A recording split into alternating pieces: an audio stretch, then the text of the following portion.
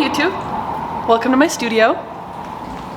This is the new studio that I work at. It's called Everybody Tattoo in Salt Lake, and I left my private studio to be here.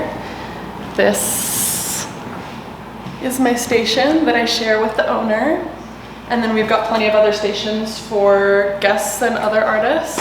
We'll do a tour another day, a little bit more in depth, because today we're going to be covering how to book clients.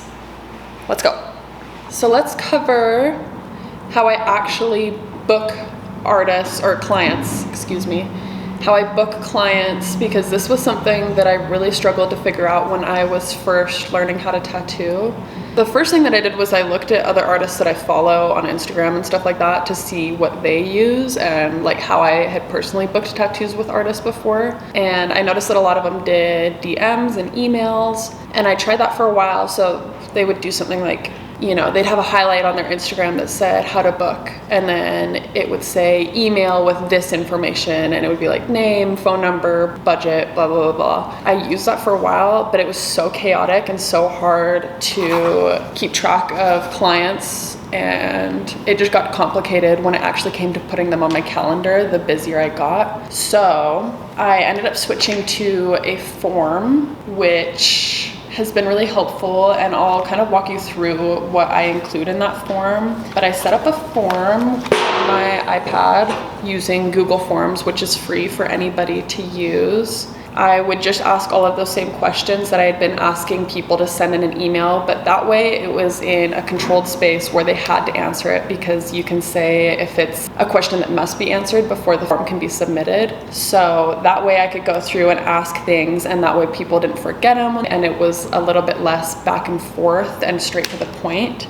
So some of the things that I cover in my form personally that have been really helpful, I'll also leave an example form in my bio so that you guys can use that if you want. I mean, you're going to want to tweak it according to how you're booking your clients, but I don't really care who uses it. So I ask people their email. I ask if they're above the age of 18. I don't tattoo people under the age of 18, so that is a necessary question. And then I ask for their name, their phone number, their preferred pronouns, their budget. That's something that I only more recently started doing, but that way, I don't know. At first I was wondering if that was an uncomfortable conversation to have with the client, but I think that discussing finances before you even book the tattoo is really important so that we're both on the same page. And that way you know if you're wasting your time with a form, because if somebody's gonna lowball you on a piece, you don't wanna have that conversation after the tattoo's been done. So I think it's really important to discuss budget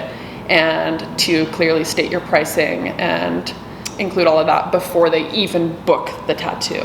And then I ask them if they're booking for a flash piece or a custom. I'm considering, I think on my next booking round, I will be switching over to doing two forms for that, doing a form for custom submissions and then a form for flash submissions, just to keep them separated, because it gets a little bit messy when I'm sorting through them, but it works for now. I don't mind it. So I have everything, you know, flash and customs are all on the same form at the moment. And then I ask for the flash number if that is the direction that they are booking. And I personally do first come, first serve on my flash, so it's nice with Google Forms. You can see they're all submitted in chronological order, which is really nice. If it's a custom, I have a section where they can describe the custom to me, and then also a section where they can submit and upload photos for inspiration so that I can start to get an idea of what their creative vision for the piece is going to be. Placement, sizing. I ask them what kind of appointment they would prefer, if they would prefer an introverted, kind of more quiet appointment, if they want a chatty appointment, or if they just kind of want to see how they're feeling the day of. I feel like that's really helpful, just so that you can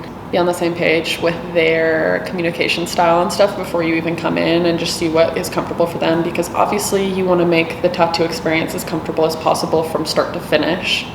And then I just have some information about like pricing and deposits, my COVID-19 advisory, and then just like the last minute information and a last minute section for them to submit any questions or concerns that they have before they're done filling out the form. So So once I've collected all of those forms, I'll usually leave it open until it seems like they're full. I kind of know what that number looks like to me, and that'll be different depending on how far out you're booking yourself. So for me, I just booked myself about 2.5 months out. I used to do it month by month. It all depends on what amount of time you're trying to fill. So depending on that will depend on when you close your books, or once everything's filled up, you'll know how to figure that out when you're looking at the forms. But luckily this time they were filled out in about a day. I closed them, and then the next step is sorting, and sorting is so fun.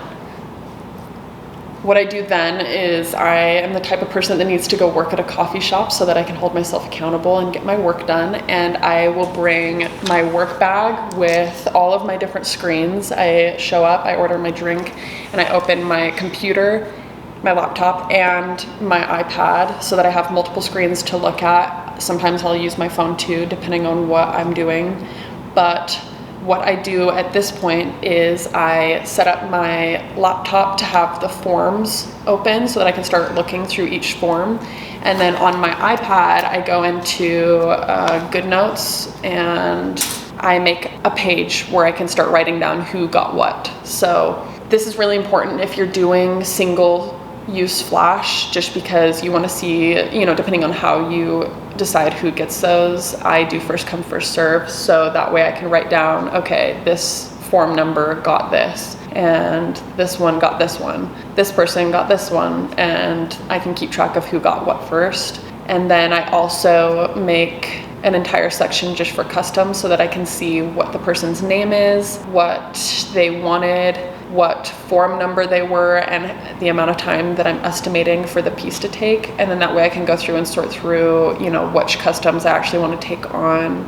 I have a hard time sorting through and saying no to people because you guys have really cool ideas, but that way I can see them all out, especially since I don't have it in two forms, one for customs, one for flash. This is an essential part of the process. So that takes a long time. That took me 2 days to do. I tell them the amount of time to click when they go to my link, and I'll get into how I do that. The next thing you need to do is, once you've sorted through, or you can do this beforehand, but a really important part of this, and what has made this a lot more seamless and a lot quicker of a process, and has cut out a huge portion of the back and forth between me and my clients for booking, is setting up a Square appointments website.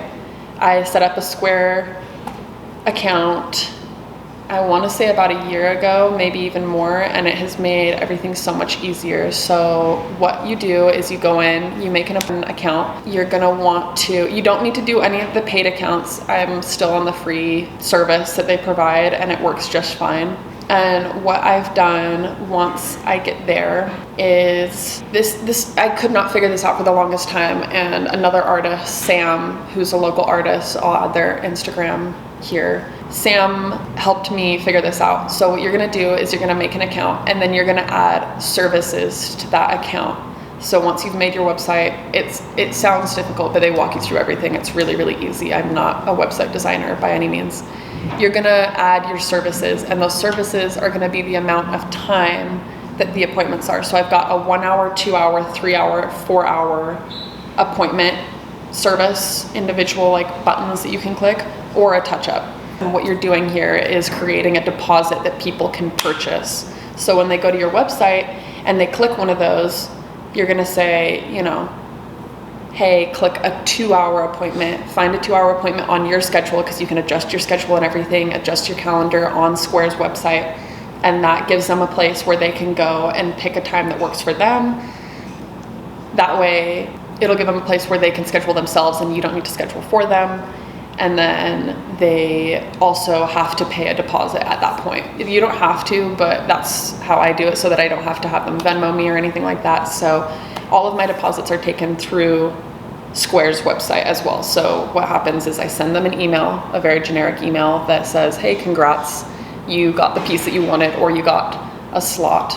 And they will take that link that I send them, and I say, hey, okay, time for you to pick a 2 hour appointment that works for you. They go to that website, it takes them straight to my scheduling website through Square, and then they select 2 hour appointment, find the 2 hour appointment on my schedule that works for them, And then before they can secure that appointment, they have to pay the $100 deposit or whatever amount of deposit you charge. But I do 100, and so that's what happens then. And then after that, everybody's booked. I've got them on my calendar. It's hands-free. I don't have to go back and forth. They can, I think they can make adjustments to the appointment. Like if they need to cancel it, they can go through and do it that way. It's really easy, and it saves me a lot of time and a lot of back and forth because they just schedule themselves. To recap, for booking my clients, I make a form using Google Docs, and I set up a Square account to use Square appointments. And then I send a generic email to all of the people who I accept those forms from.